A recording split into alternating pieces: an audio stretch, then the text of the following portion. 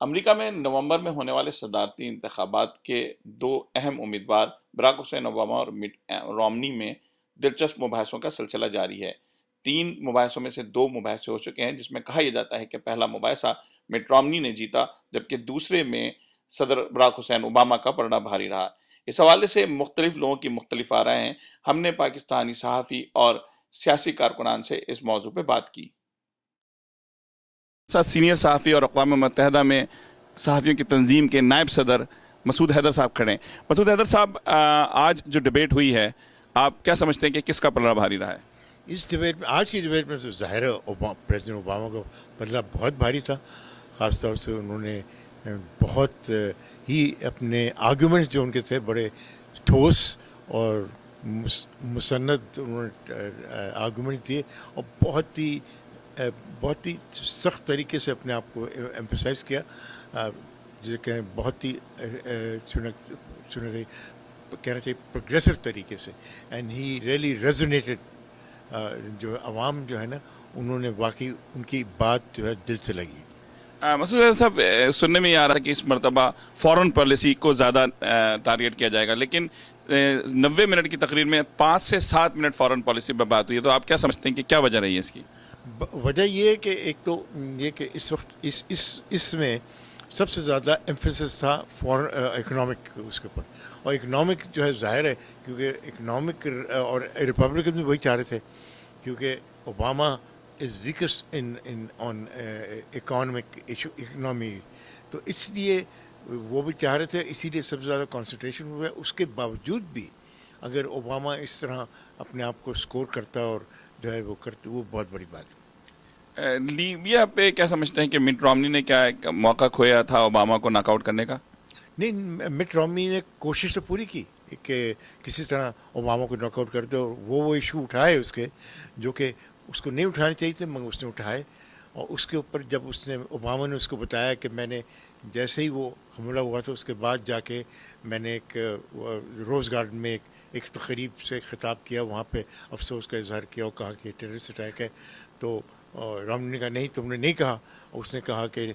Candy Karauli جو moderator تھی، اس نے کہا نہیں، انہوں نے کہا تھا۔ اس پہ رومنی گاٹ لٹل فلسٹرڈ کہ وہ نہیں سمجھ رہا تھا کہ وہ کانٹرڈکٹ اتنی جلدی ہو جائے گا، تو وہ ان کے لیے بہت بڑا، جسے کہیں رومنی صاحب کے لیے بہت بڑا سانیہ تھا کہ جی یہ ایک دم سے کانٹرڈکٹ ہونا، وہ ان سے سہارا نہیں گیا۔ Thank you. اس وقت ہمارے ساتھ وائس آف پاکستانی امریکن کے فاؤنڈر آغا صالح کھڑے ہیں، اور اسی تنظیم کے زیر اہتمام ڈائیورسٹی پلازا میں تمام ڈیبیٹس دکھانے کا اہتمام کیا گیا ہے، جس میں سینکڑوں لوگ شریک ہوتے ہیں۔ آغا صاحب، آج کی ڈیبیٹس آپ نے دیکھی، آج کیا سمجھتے ہیں کہ اس ڈیبیٹ میں کون آگے رہا ہے؟ بلا شبہ اس ڈیبیٹ میں پریزیڈنٹ براک اوباما کا پلڑا بھاری رہا ہے، اور بے شمار مواقع پہ یہ دیکھنے میں آیا کہ جب مٹ رومنی نے ان کو چیلنج کیا، خاص طور پہ لیبیا کے ایشوز پہ، کہ وہ ویڈیو تھی اور اس ویڈیو پہ آپ نے کمنٹ نہیں کیا، اور آپ نے 14 ڈیز کے بعد نوٹس لیا، جس پہ میں سمجھتا ہوں کہ اس پروگرام کی جو ماڈریٹر تھیں انہوں نے انٹرپٹ کیا گورنر رومنی کو، اور انہوں نے میسج دیا کہ یہ ایسا نہیں ہے۔ انہوں نے واضح طور پہ یہ کہا تھا، جس پہ وہ خاصے جزبوز ہوئے، اور میں سمجھتا ہوں پوری امریکی عوام کو یہ میسج کیا کہ مٹ رومنی فوکس نہیں ہے اپنی اس ڈیبیٹ میں۔ آپ کیا سمجھتے ہیں کہ کیا وجہ رہی ہے کہ جو فورن پالیسی تھی اس کو بہت ہی کم ٹچ کیا گیا ہے؟ فارن پالیسی کو میں سمجھتا ہوں کہ ریپبلکنز جو ہیں ان کی فیلئر رہی ہے۔ پوری دنیا میں جب ریپبلکنز اس ملک میں حکمران رہے ہیں، انہوں نے آمریت کو فروغ دیا اور ڈکٹیٹرشپ کے سپورٹر رہے، اور آج دنیا میں جو قتل و غارت ہو رہی ہے، یہ اس کا بویا ہوا بیج ہے کہ جس کا پھل پوری دنیا کاٹ رہی ہے، اور جسے آج ایکسٹریمزم کا نام دے دیں، طالبان کا نام دے دیں، یہ طالبان، یہ ایکسٹریمزم، یہ ان کے دم سے تھی، اور آج پوری دنیا کو اور خاص طور پہ امریکہ کو اس کی قیمت چکانی پڑ رہی ہے۔ آپ کیا سمجھتے ہیں کہ آج جو معیشت پہ بات ہوئی ہے، تو کہا جاتا ہے کہ جو معیشت کے معاملے میں اوباما کی پالیسیز اتنے کامیاب نہیں رہی ہیں گزشتہ 4 سال میں، لیکن آج اوباما اس سے کس طرح نکل آیا آج کی ڈیبیٹ میں؟ میں سمجھتا ہوں کہ یہ الزام برائے الزام تھا، اور جو پچھلے 8 برسوں میں جارج ڈبلیو بش کی حکومت نے بویا تھا بیج، اور 9/11 سے پہلے چند ماہ پہلے 2001 میں یہ وال اسٹریٹ کریش کر چکی تھی، اور اس کے کریش کرنے کے بعد 9/11 ہوا، اور جو بیج انہوں نے بویا تھا وہ پھل یہ پوری قوم نے کاٹا، بلکہ پوری دنیا نے اس کا مزہ چکھا ہے کسی نہ کسی شکل میں. اور یہ مت سمجھا جائے کہ یہ معیشت کے جو گرنے کے اوپر چڑھنے کے ذمہ دار یہ ہوتے ہیں. میں سمجھتا ہوں کہ ریپبلکنس جو ٹی پارٹی ہے ان کے فنڈنگ زیادہ ہیں، ان کے ریسورسز زیادہ ہیں، اور وہ دنیا کے ریسورسز پہ قبضہ کرنے کا خواب ہمیشہ سے دیکھا انہوں نے. آئل ریسورسز ہوں، فوڈ کے ریسورسز ہوں،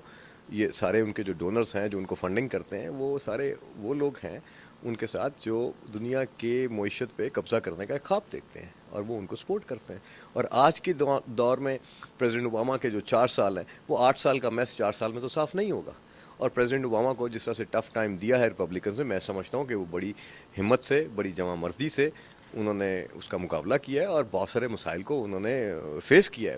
اور آج ایک بہت امپورٹنٹ ایشو جس پہ انہوں نے کہا کہ تیل کی قیمتیں ہمارے اس دور میں 1.85 تھیں اور آج 4 پوائنٹ یہ ہیں.